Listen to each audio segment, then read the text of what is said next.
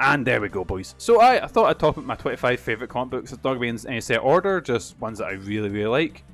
So, we'll start off with... Yeah, no, boys, I know I've reset 3 times. This is what I'm like recording videos and I just cut out all the shite. But luckily this is live on Twitch, so you just get to see all this stuff. But we're going to start off with I've messed up already. We're going to talk about my favourite X-Men comic, which is called X-Men God Loves, Man Kills, which is possibly the best X-Men comic ever. It's the one that really sort of pushed the whole thing about mutants being feared like to the extreme. This is the one that basically the main bad guy of this is William Stryker, who's a reverend or a priest, and he's pushing the whole thing that mutants aren't human, that they're, you know, a danger to humanity, and gets on TV, and then there's a whole... It hits a bit close to home now when we're seeing politicians and people in power being like that, which, you know, when you read certain comics, you're like, oh, there's no way this would actually happen in real life, and you're like, oh god, it is happening. But X-Men God Loves, Man Kills is phenomenal. One of the best comics I've ever read, and they've taken a lot of it from to make X-Men 2, which is possibly, next to Logan, possibly the best X-Men movie, and one of the best comic book movies. But aye, God Loves, Man Kills, you cannot go wrong with that, and I would recommend anyone who likes comics to read it. What have we got next? What other one have we got next? So, this one's not as heavy thematically. I realise I've not typed in what it is, but this one came at the perfect time for me because I was actually reading comics a lot at this time. I was actually going into my local library in Maryhill and ordering comics, but we're going to go with the first volume of Young Avengers, which starts... I know technically, on a technicality, they're 2 volumes because there's Young Avengers 1 to 12, I think, and then there's the Children's Crusade, which is a separate book. But I've got a collection which collects all of them, and it is phenomenal. Basically, the Young Avengers came out in a time where there was no Avengers. Avengers were shut down, and a character who ends up being a version of Kang the Conqueror from the future comes back as Iron Lad and sets up a group of young Avengers who are working. Well, you know, and end up getting some legacy heroes in there. They take some heroes under their wing, and it's about just these young heroes find themselves, which you'll notice I like a lot in comics because I tend to have... Actually, since 25, you know what? I mentioned it before. We'll put the Children's Crusade on there as well, because see if you consider the Young Avengers the start of the... Where's Children's Crusade?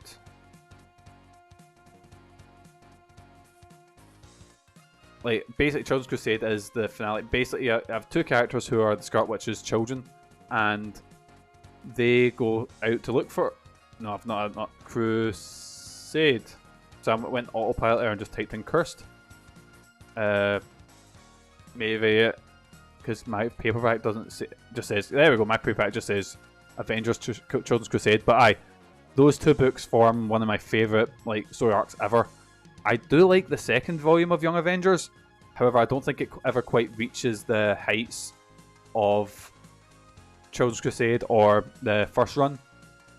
Right, we're a bit Marvel heavy already. Tell you what, let's have a think here. Oh, well, I know what one I'll put on. So this one is a bit of a Superman. So I love Superman, boys. I've not read All Star Superman. I know. But this one just gets the essence of why I love Superman. And it's partially based off a true story. It's called Superman Smashes the... Oh wait, it's not here. Huh. Didn't think about one of my comics that I want to put in not being here. Give me 2 seconds, boys. Give me 2 seconds. There we go. Right. This one is Superman Smashes... I'll put that down here in the corner so that we don't get in the way, but that is Superman Smashes a Clan, because Superman Smashes a Clan is just like this pure joy. It's basically, well, you know, Superman was used in the 1940s to basically they done a serial called Superman Against, I believe it was called the Order of the White Cross, and it was it was like, oh, this group that are actually, you know, that are used to, like, you know, they're seen as like nice and peaceful, but they're actually evil. And then at the end, they basically went, yeah, that's what the Ku Klux Klan are doing, because the KKK was actually seen as the same way we view Boy Scouts or fucking whatever, you know, that kind of organisation. But that radio drama really helped bring people's mind around to the fact that these cunts are evil. And Superman Smashes the Klan is based on those stories, where basically it's Superman versus racists, because Superman is the superhero, and it is Superman boiled down to his most things of, like, you know, being the superhero. I've heard All-Star Superman's phenomenal. I've not got around to it yet, and I will read it eventually. But aye, Superman Smashes the Klan, phenomenal book. Right, let's go with another one. If we've been, let's talk Spider-Man. Spider-Man's one of my favourites again. But what Spider-Man book will I put there? See, there's some really good Spider-Man ones. But one of my favourites is a 4-issue series called Spider-Man Blue, which was written by Jeff Leib. I might butcher his name, I apologise. Basically, it's a bit more of a reflective story. It's kind of like it's on Valentine's Day, Peter Parker goes into his attic and starts reminiscing about Gwen Stacy. You know, meeting her and then losing her as well, because the death of Gwen Stacy dies is one of the most famous stories ever, and this is kind of just recapping it with a bit more of a melancholic tone. I think this really gets the whole guilt Spider-Man, which, see, if you read modern Spider-Man, it is horrible. It's just guilt porn at this time. It's just like Spider-Man is the worst life possible, but I believe Spider-Man Blue is the most emotional and the most, you know, heartfelt way, like, time they've talked about that story.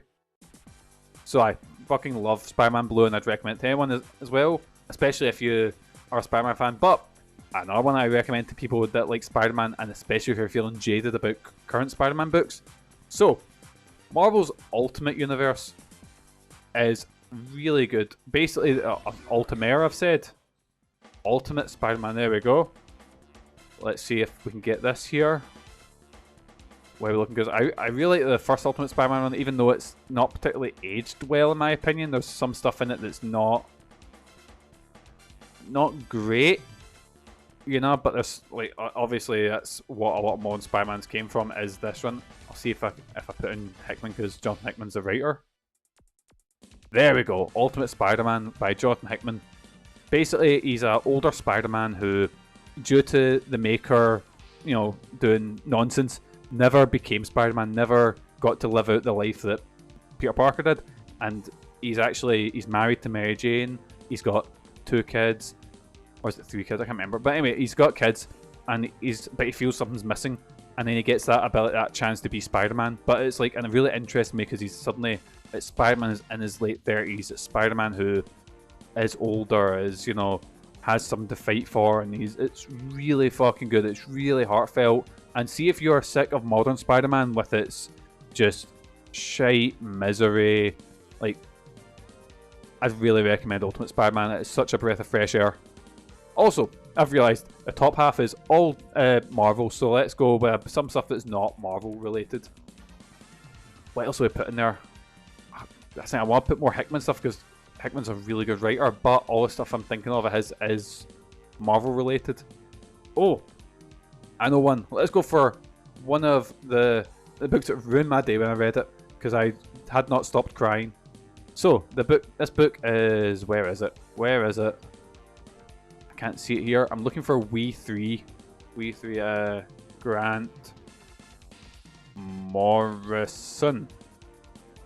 There it is. We 3 is about 3 animals who escape from a test facility and are just trying to find somewhere they know is home.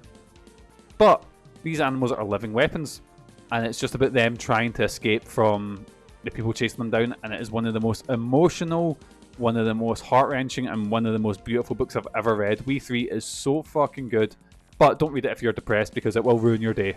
You will not. Megan read it and she said it was really good, but I'm never reading that again. That's upset me. It's so good. So good. It's kind of like Plague Dogs in the way, where it's a very good movie, but fuck me, it'll ruin your day. But We 3 is really good. It's actually been picked up a few times for a movie or like a adaptation, which I think would be a really good choice. Also, I've realised I put that Superman over the chat, so let's fix that. Where's the chat window? I try to avoid it. Oh yeah, especially if you don't like animal testing. I don't know if I'd recommend it there, but it's a very, very good book. Very, very good. I know it doesn't sound like I'm selling it much to you, but yeah, it's really good. Oh, this next one is why. So does everyone know the show Gotham? Gotham's shite, right? Really, really shite. But Gotham Central is a phenomenal book. Mainly written by Ed Brubaker. It is basically it's a Batman book where Batman's a supporting character at best. He appears very rarely, but it focuses on the polis in Gotham, and I love the idea of focusing on minor characters in a book like that. Because just how do the polis react to Gotham when there's these supervillains cutting about? It is a phenomenal book. It's the one where Detective Renee Montoya really sort of came to the forefront and became such a cool character. Obviously went on to be the Question in like 52 and later stuff, but Gotham Central is phenomenal. And I was really excited to watch Gotham because I was like, oh, this is gonna be like this show, or it's gonna be like this comic, and it was nothing like it. It was shit. But anyway, Gotham Central, especially its first volume, is really, really, really good. Right. What we go with? Oh, let's go with something. Well, I went indie with We 3, but let's go for possibly the biggest independent comic I can think of that's not Saga. So, boys, if anyone knows me, I like 3 big franchises.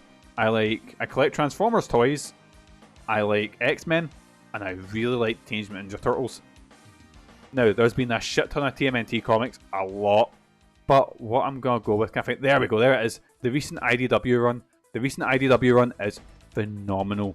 It's so good. Basically, it takes a more ground approach. It's written by Tom Waltz. It's got by the original creators are helping out in it as well. It's so good. It's a very grounded approach to Teenage Mutant Turtles. It kind of keeps that whimsical side, because basically the Turtles started out as a really grim, dark, and edgy comic, and then obviously had that cartoon that was very lighthearted and whimsical. And this takes kind of the best of both from them, you know. And I fucking adore the IDW comic. It's so good. In fact, I've just got into bringing in...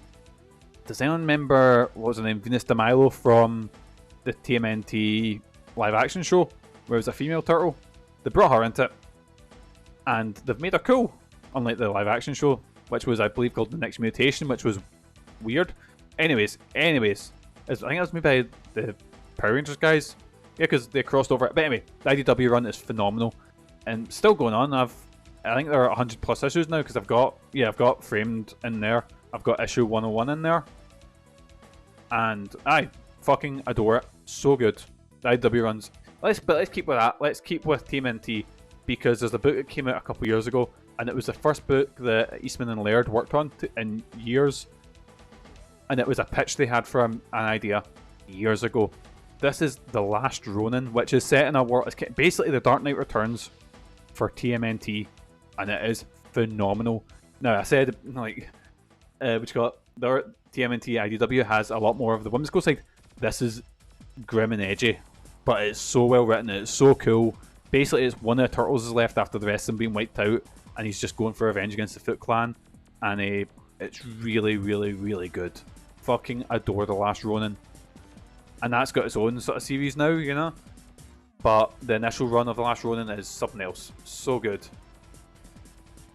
Right, how are we on? We've got still quite a lot. Let's try and rush through it. Not rush through this, but let's go with another one. So, this is speaking of Gotham Central being about smaller characters and better things, this is Astro City by Kurt Busiek mainly. I adore Astro City. Astro City is basically, it's in a universe where every hero is every hero's in it, but they're legally distinct. So there's like the Samaritan, who's Superman. There's the First Family, who's the Fantastic Four, and they tell stories mainly about superhero supporting casts or superhero, or how can we tell stories that you wouldn't be able to tell with, you know, Superman, or things you wouldn't be able to tell. And it's mainly, I think this works on its smaller stories.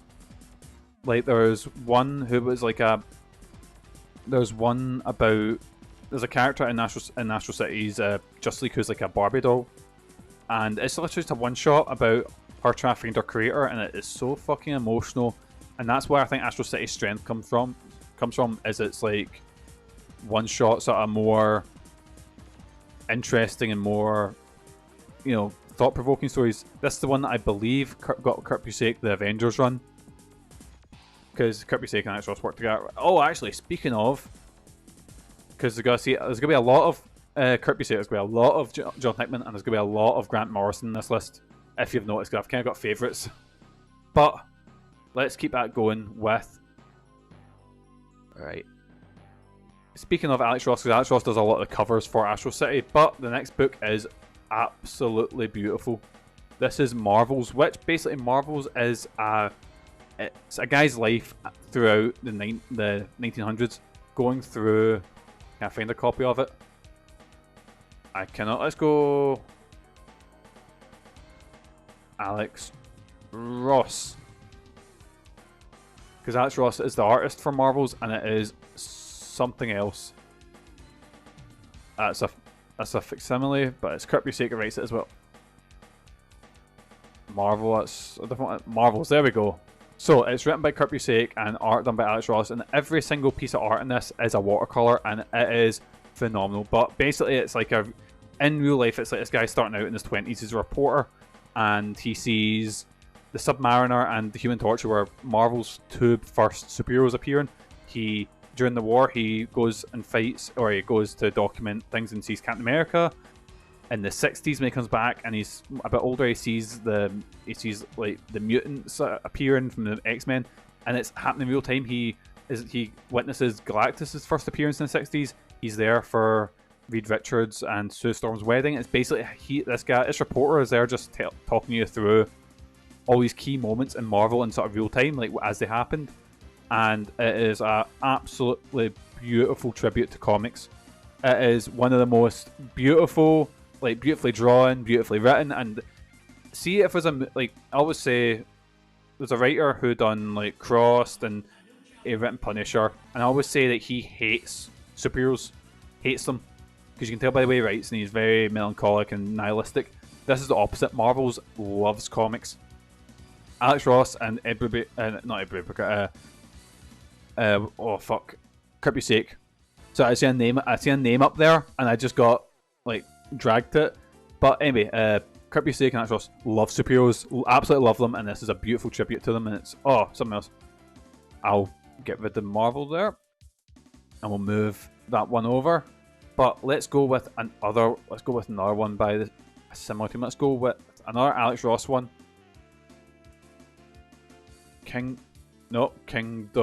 Come. So Kingdom Come was a Elseworld story about basically the current DC characters retire.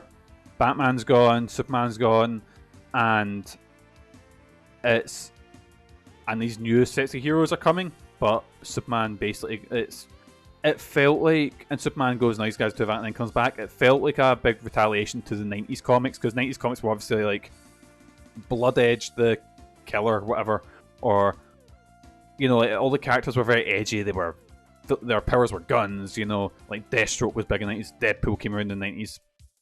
Cable came around in the 90s, which obviously these aren't bad characters, but there was a lot of characters who were Summer Attack, like Overkill, whatever shit like that. A lot of Rob Liefeld, a lot of ones like that. And Kingdom Come felt like, right, we're going to have a beautifully told, beautifully written comic, beautifully illustrated by Alex Ross, because again, everything in that comic's a watercolour painting that looks amazing. And that's basically the old superheroes come back to show new ones about that. It was really good. Really, really, really cool. And it's obviously had a lot of effect, because every time there's a video game or any time there's some sort of TV show, there's always callbacks to Kingdom Come. It feels like a lot more of a hopeful version of The Dark Knight Returns. Even though Dark Knight Returns is very good, I wouldn't count it in my favourites, Oh, but there's one thing Frank Miller done that I think is really good, and Frank Miller is a guy who's got a lot of shit, but Frank Miller done really good work with obviously Batman Year One and Dark Knight Returns. They've done some shocking shit with things like All-Star Batman and The Dark Knight 2. But I think some characters are just made to be written by people. And Daredevil's one with Frank Miller. Daredevil, like basically, I watched a video and it said that with Daredevil, there's before Frank Miller and after Frank Miller, and I was like, that makes. He brought so much to it. But my favourite one for him is the man without fear, which is like a retelling of his origin. I know Born Again is phenomenal. Gang of War is really good as well. But when it comes to my favourite, I really like, because that was the first one I read. That was my, apart from occasional guest appearances in other comics, and apart from his time in, which got the Spider-Man animated series, this was my introduction to Daredevil, excuse me. Misspoke because I'm a fucking dafty. But aye, this is a retelling of his origins. This is basically Frank Miller's Daredevil, which is, oh, so good. Again, he's not written anything good, like, saying that. Yeah, I don't think he's written anything good or worthwhile post. I'm trying to think. Yeah, because he written Holy Terror, which is one of the worst comics I've ever read. But then he writes Daredevil so well. Right, what else we got? Oh, I'm missing one of my favourite runs ever. So, this is probably my most read comic. Right, I'm going to fuck up the spelling for this. Have I messed up? I have messed up the spelling. Thank God for spell check. Right, Dark Phoenix is the greatest run of comics ever written. But I had a pocketbook, an X-Men pocketbook that went from, I'll put this on here. Actually, can I find that exact pocketbook? I cannot. But anyway, my pocketbook ran from, and this is my opinion, the single greatest run of comics ever written. Where if we start off at the Proteus saga.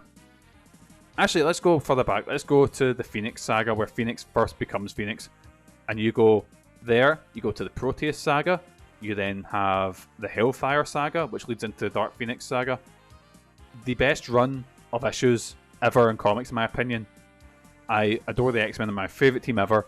Every single member gets something to do during that time. During that run, there's always, like, it's... Because I feel team books can get bad with, like, certain characters falling into the background. You know, like, a lot of X-Men books, some characters are just there to, like, you know, punch things and fight scenes. But Dark Phoenix, like, again, you start the Proteus saga, and also, can't help that it was in Scotland, I kind of like that. But that run from Proteus to Hellfire Club's got my favourite single panel of any comic ever. It's when Wolverine falls to the ground, and then as the Hellfire Club are toasting to defeating the X-Men, Wolverine comes up back and says, like, oh, you're taking your best shot now, here's mine. And it's such a good panel. But again, fucking adore the whole saga. Some of the best run of issues ever. Right, and let's have a think here. So I've got how many X-Men comics? Only 2, while I'm being generous here, because I could fill us full of X-Men books. But if I have to choose, let's have a think here. Oh, there's an obvious one that I've missed. Runaways. Fucking adore Runaways. I picked this up actually I picked this up because I was reading everything to do with Young Avengers, and then during Civil War there was a Runaways / Young Avengers book, and I really liked that, so then I went out of my way to try and find every Runaways book I can. What's the first one? Because I think the Pride and Joy. Here we go. So I'm counting like the first volume as a whole, or the first run as a whole, but Pride and Joy is really, really good. They're basically these all kids that all get brought together. They're all, you know, different kids, different sort of. They're all very different, and they get brought together by their parents once a year, and none of them like each other really. But then they all find out their parents are all supervillains, and they've all been meeting up once a year to do supervillain shit. And then they decide to, well, run away, and then their powers awaken and shit like that. It's really good. And then they're getting chased down by heroes, they're getting chased down by villains, they're getting chased down by their parents who are known as the Pride. And then they obviously find out what their parents are doing, and it's such a good book. It's so good. I'd really recommend it. Fucking love it. It's also written by Brian K. Vaughan, who went on to do Saga, which is Megan's favourite comic, and also has done, you know, some other phenomenal work, but Runaways is my favourite one that he's done. Like, there's a new Runaways that has just started, but I've not read anything past because it got cancelled, and then they turn it. Actually, I realised how this is going. Another one I love, absolutely adore, is Avengers Arena, because the Runaways actually turned up in that. Not Avengers Arena, Avengers Academy. They also turned up in Avengers Arena, but Avengers Academy was set up after, like, some of my favourite runs. I know, obviously, looking back, they're not the best, but there was a run of event comics that I read a lot of. I read every tie-in issue, shit like that when I was younger. because I used to sit in Firm Planet at the back and just sort of read the comics as I was, hopefully not get caught. They knew I was doing it, but I was skint, so they kind of let me do it, I think. Or they just pretended they didn't know. But I would sit and read everyone, and I'd buy like the main issues, and it was, I believe, Disassembled, Civil War, Secret Invasion, and then Dark Reign. And out of Dark Reign, basically, it was Norman Osborn taking over S.H.I.E.L.D., and when the Avengers taking back over and overthrowing him, they found out there's a lot of heroes that are down here that have been like corrupted by Norman Osborn. So let's set up an academy to help these kids become heroes. And that's what Avengers Academy is. Avengers Academy, they find out, is basically all the kids who are destined to become villains. I'm like, no, let's try and make some of these kids. It's so good. Fucking adore Avengers Academy. And I was salty for years because there was a sequel series called Avengers Arena, which killed off one of my favourite characters for seemingly shock value. But they brought him back recently, but still, I remember it deflated me a bit reading the first issue of Avengers Arena and just going like, oh, it's the first, like, not the first time a comic book death sort of bummed me out, but yeah, it's up there. But it's because the thing is, like, if Wolverine dies, Wolverine's come back. If Batman dies, Batman's coming back. Well, this minor character who was like in a book like Avengers Academy, which wasn't like a big featured book, died off. I was like, he might not come back. But I've still to read the sequel series, which is still going on. But Avengers Academy, so fucking good. So good. It's got a bad habit of Marvel when they introduce like a bunch of, these are the next generation, it's like new X-Men, new mutants, new, you know what I mean? Some of them like magic get used a lot, or Young Avengers, Avengers Academy, Runaways, and like, oh, these guys are going to be the next generation of heroes, and they kind of keep them that age. I think Cassie Lang has been a teenager for years now, like 20 years. And I was like, no, age them up a little bit, come on. Make them to be heroes and have a new generation of young heroes. But anyways, Avengers Academy is such a good run and really slept on. Right. Oh, a run that I'm actually reading through now and I'm absolutely adoring. So, another one I collect Transformers. I love Transformers, boysies. But this run is called More Than Meets the Eye. And this is a run that is set... Basically, the Transformers get back to Cybertron. That's a different one. There we go. There it is. Basically, they get back to Cybertron. And this is after the war. Or is it Robots in Disguise? I think that one's called. Robots. And let's see if it is.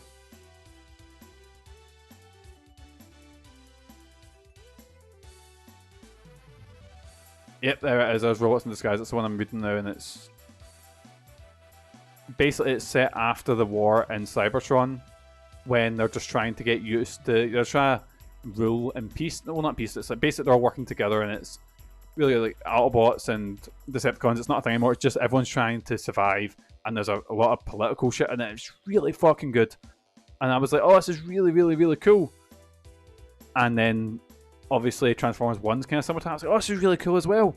And then Transformers 1, oh, it didn't do well financially. And then next thing you know, we're getting more Michael Bay movies. I fucking hate life. But aye, Transformers is a phenomenal book. So good.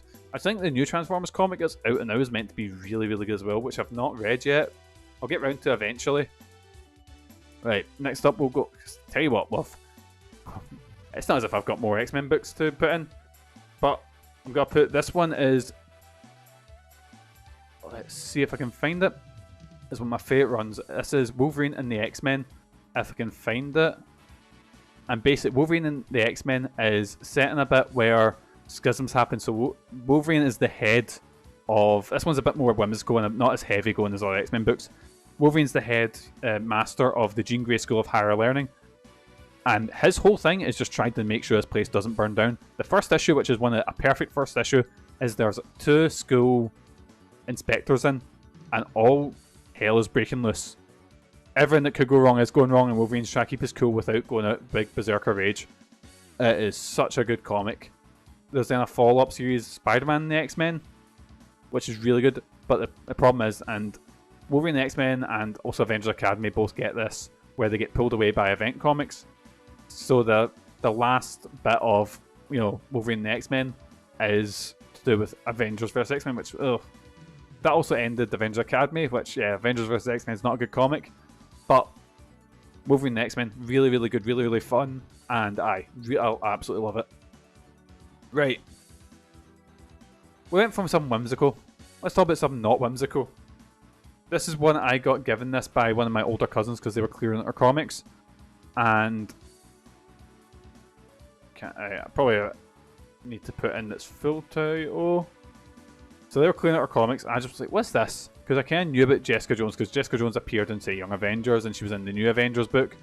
But the first run of Alias, fuck me, is so incredibly dark.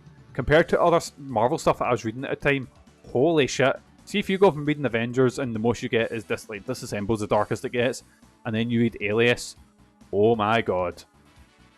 I think Brian Michael Bendis has like a couple of characters he does really, really well. Obviously, he made Jessica Jones, and he's also very good at writing Spider-Man, but this is probably his best work, Alias, in my opinion.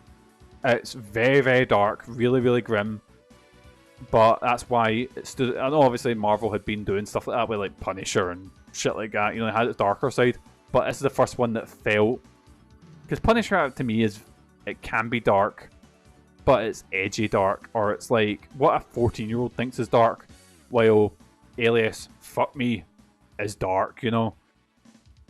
Right. How many have we got left? We've got 1, 2, 3, 4, 5, 6 left, and I need to move because that picture's that's put. Where's my mouse? There it is. Need to move Superman there again because that picture's moved. Right, what have we got next? Let's have a think here. What? Okay, we're kind of Marvel heavy, aren't we? Don't want to be too Marvel heavy. Oh! Here's one I think is really underrated and I think needs more attention. So the new, obviously, Grant Morrison had a phenomenal run with Animal Man, but the New 52 as a whole, I think, was a bit of a failure. It had some good comics, some really, really good comics, but where is it? Where is it? There's a Grant Morrison run. There we go. Jeff Lemire's run in New 52 Animal Man is one of the most horrifying horror comics I've ever seen. It takes a character who's like obviously had quite a lot of metaphysical stuff with like in the Grant Morrison run, but when they go full horror with it, like basically he's the avatar of this thing called the Red, which is the life force of every living being, and he deals with, he's basically opposite Swamp Thing, who's the avatar of the Green, which is, you know, of all plant life and all that. And they delve into some horrific stuff, some absolutely amazing artwork that's really, really horrific, like really grim. And taking a character like Animal Man and going, right, let's just make this a horror comic. Absolutely love that idea. Absolutely adore it. And I think that they probably should pick this character up again. Obviously, he's probably appeared in... At DC, I don't read as much, but with things like DC Black Label, I definitely think they should do another Animal Man run. They probably have. I don't have much yet. But last time I checked, a lot of DC Black Label was going, oh, Suicide Squad characters and Batman. When I was like, oh no, if you want to do, like, you know, over 18 stories and do that, Animal Man's perfect. You know, fucking loved the first run, the New 52 run of Animal Man. Again, not much in New 52 was good. Like Scott Snyder's Batman, I think, is a bit overrated. Demon Knights was okay. The Grant Morrison Superman run was good, but I think it taken DC a long time to get back on. You know, back to that. Right, what have we got next? What else? What else will we put up here? Other comics. Oh. So, for years didn't really like the Fantastic Four. Be completely honest with that one. Well, it's not I didn't like them. I thought they were fine, a bit hokey, but I always remember. So I was sitting in a dentist office in Maryhill Road, and they had a bunch of comics sitting beside them. And one of them was Panini used to do reprints of Marvel comics that were like a year behind, but this one was a Fantastic Four. I was hooked. This was during Mark Waid's run, which is my favourite run of Fantastic Four comics. Let's see if I can find it. Fantastic Four. Mark. Oh, excuse me, 2 seconds. Oh, I started losing my voice. Oh, I've started losing my voice. Oh god.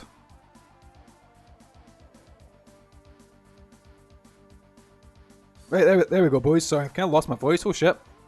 But anyway, Mark Waid's run in Fantastic Four is phenomenal.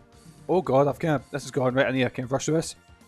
Anyway, Mark Waid's run, mainly starting with Unthinkable, which there's a lot of other really, really good books in here, but Unthinkable is something else. So good. So good. I'd really recommend Unthinkable. This is the one where Doctor Doom does well the unthinkable and really pushes the Fantastic Four to their limits. This is the one that made me read it and go, oh shit, no, the Fantastic Four are actually a really good comic. It's such a good team. And if I had to recommend to anyone, because I remember Kieran saying to me Fantastic Four, they're shite. Like, no, they've just never been adapted well, ever.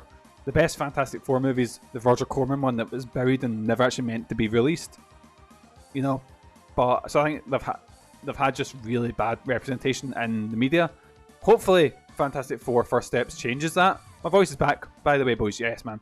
But I fucking adore Mark Waid's run in Fantastic Four. It's basically, again, Doctor Doom starts using magic and just it's really fucking mental. Especially because the run is a bit more whimsical before, and it's got one of my, and spoiler alert for Mark Waid's run, boys.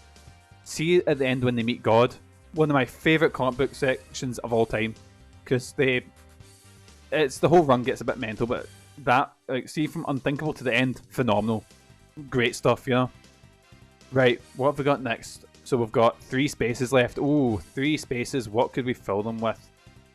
Let me have everything. I've got notes down here, and I've got, this is like my potential picks. Oh, how could I have forgot this one? So, let's see if I can find this. So, the Ultimate Universe, which was started in 2000 with Ultimate Spider-Man, is a lot of shit stuff in it. But, what is Ultimate Comics?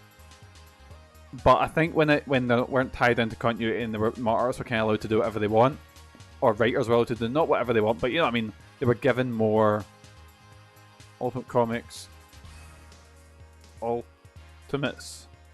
They were given a bit more freedom with the characters.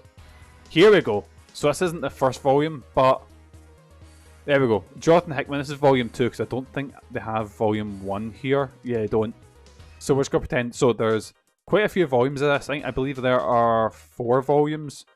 So there's the first one, which is the fight against the Maker and Zorn. There is then volume 2, then there's Civil War, and then there's Disassembled, which basically the Ultimates, just before this was an event called Ultimatum, which was one of the worst comics ever.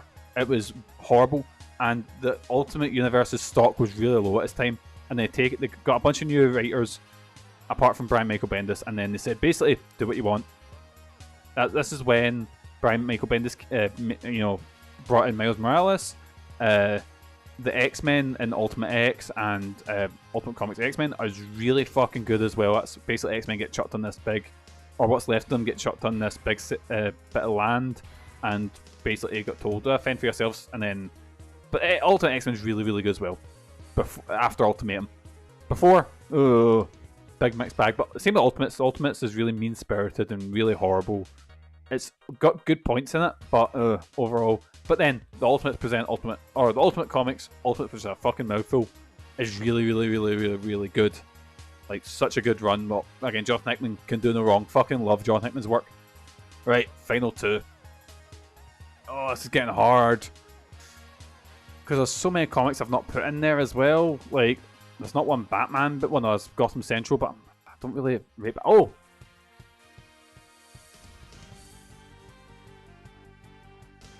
This one might be. I don't think it'll be here yet, because I don't think she's had a trade paperback yet.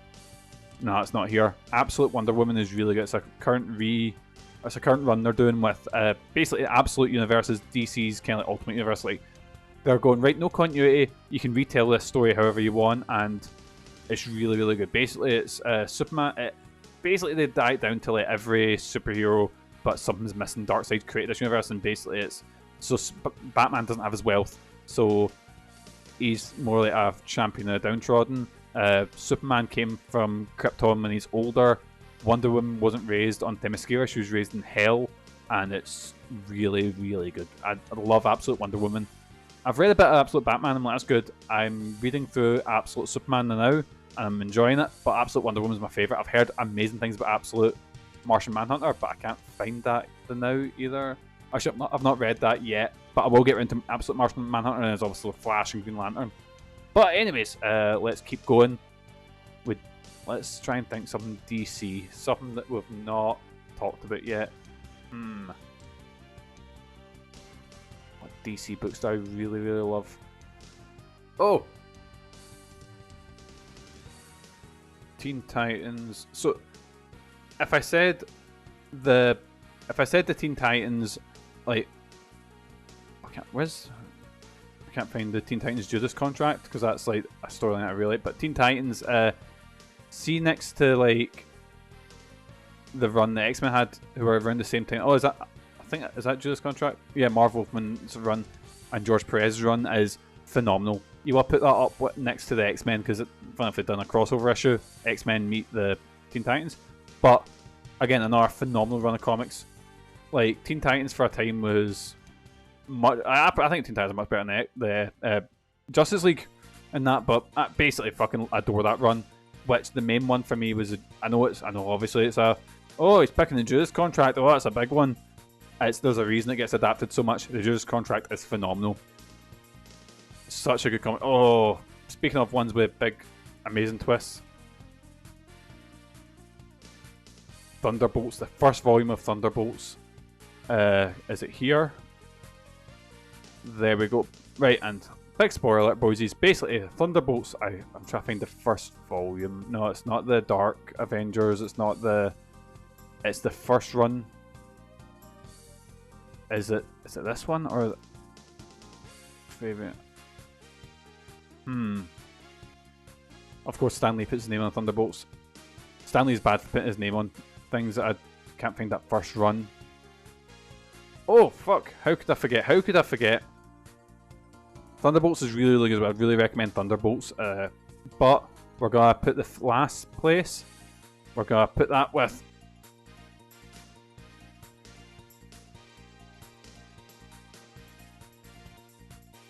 Grant Morrison's running X-Men. Whereas there we go.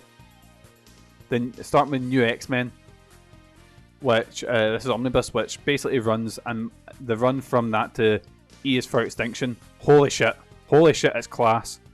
Let's change this because I think this is going to be my final count or my final one. So let's see, where's my mouse? Where is it? See, because I've got two screens, it's really confusing to tell where my mouse actually is. Where did I put that Superman picture? Oh god, boys, this is a. Anyway, boys, we'll just say. There we go. I was trying to find that one. There we go. So, in no uncertain order, but I love that run of X-Men. That's basically, see, a lot of the modern X-Men. This was in 2000. This was just as the movie came out. So obviously the costumes were based on the movie, but this was going right. 90s was rough. 90s was really rough for comics. So let's try and, I don't want to say fix this, but let's try and is this a drop down menu? I can't get rid of this, can I? Oh, well, let's do that and just get this. And there we go. So it was like, 90s was shit. Let's reinvent this. So they introduced like Cassandra Nova and the Genosha storyline, which, oh fuck me, one of the most heavy-hitting moments in comics. I can't recommend Grant Morrison enough. As you can tell, I probably like a bit of Grant Morrison. So what we'll do is we'll start off. So we have Superman Smashes the Klan. We have Grant Morrison's New X-Men. We've got Marv Wolfman's New Teen Titans. We've got Jonathan Hickman's Ultimate Comics Ultimates. Big mouthful. We've got Mark Waid's run with Fantastic Four, specifically Unthinkable. We've got Jeff Lemire's run with Animal Man and New 52. We've got Brian Michael Bendis' Jessica Jones Alias. We've got Jason Aaron's Wolverine and the X-Men. We've got James Roberts' Transformers, More Than Meets the Eye. We've got Christos Gage's Avengers Academy. We've got Brian K. Vaughan's Runaways. We've got Chris Claremont's run with X-Men, specifically the Dark Phoenix and Phoenix/Dark Phoenix/Hellfire and Proteus saga, all that. We have Frank Miller's Daredevil, The Man Without Fear. We've got Kingdom Come by Mark Waid. We've got Alex Ross. We've got Marvels by Alex Ross and Kurt Busiek. We've got Astro City by Kurt Busiek. We've got Kevin Eastman and Peter Laird's TMNT The Last Ronin. We've got Tom Waltz's run with TMNT, the current IDW run, which again is phenomenal and goes on for so long. Anyway, Ed Brubaker's run in Gotham Central. We've got Grant Morrison with We 3. We've got Jonathan Hickman's run with Ultimate Spider-Man. We've got Spider-Man Blue by Jeff Loeb. We've got Alan Heinberg's Avengers Children's Crusade and The Young Avengers. And we've got Chris Claremont's X-Men God Loves Man Kills. So aye boys, that's me rating my favourite comic books. Cheers for joining us for it. Aye, see yous!